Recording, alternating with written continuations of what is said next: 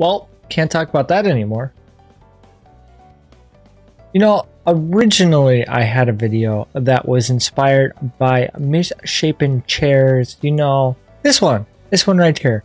Parsing is a disease. And if you haven't watched it, I would highly recommend watching it. It gives a lot of great insight. A quick rundown on what parsing is. It is basically how much damage you did in an encounter and then puts it on a leaderboard because we do not have that in game. I don't care either way if you like parsing or if you don't like parsing. If you're having fun and not hindering other people's experiences, I do not care what you do. However, since this needs a third-party application, none of us can do it anyway. No, I'm just joking. I just want to give a little bit of insight in my own personal opinion on parsing in a little bit. So looking at my wonderful parse chart, because I am obviously the best player of the year, you will see some of my stats and some of my parses. I haven't uploaded a single parse because I am too lazy to try to figure it out. So that being said, I do still think parsing is useful. One thing to note that Misshapen Chair never mentioned is all of the things that can affect parsing, which I'm actually going to run through right now, because, you know, there are so many things that can affect parsing. Your gear, your teammates' gear, your food, your teammates' food, your pots, your teammates' pots. Did your pots go off? Did your teammates screw up a buff? Did you screw up an alignment? Did you maybe perhaps be an idiot and not repair one of your gear pieces and then repaired it mid-raid? It totally didn't happen to me. Did one of your teammates cause a damage down? Did you cause a damage down? Did one of your teammates die? There are so many things that go into parsing that are completely out of your control. You can actually do everything perfect. Everyone on your team can do everything perfect. You can have an extremely fast kill time with best in slot and everyone will have best in slot on your team, and someone could still parse better for you solely because they crit more. That's it. That's why some of this is dumb. However, that being said, now that you know all the things that can affect parsing, I still think it's somewhat valuable to pay attention to your parse. So I will pull up P4S Savage and you will see there's sort of a trend other than a couple days here that I essentially get progressively better the longer the tier goes on. Why is that? I learned the fight. I know the fight a lot better now. Or I got more geared, or a combination of both. Things that parsing that not everyone thinks about is sometimes your knowledge of the fight can actually affect your parse as well. You know, knowing the fight and being practiced in the fight and experienced in the fight can definitely help your parse. And the difference here is just 9 points over the course of what, not even or barely 100 DPS. You can see that there's some improvement there. What did I do differently?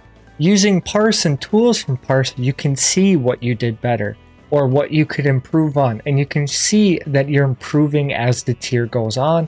And especially for newer players who are trying to get into Savage content, it is important to somewhat pay attention to these, as you can see as if you're improving a player or if you can find things to work on. There are tools that analyze your entire parse and your entire rotation, and they'll tell you, hey, I'm letting my drill slip. Or you realize, hey, there's a limit cut in this fight, so maybe I should save some of my stuff for after the limit cut. Or I want to try to get it all up before the limit cut.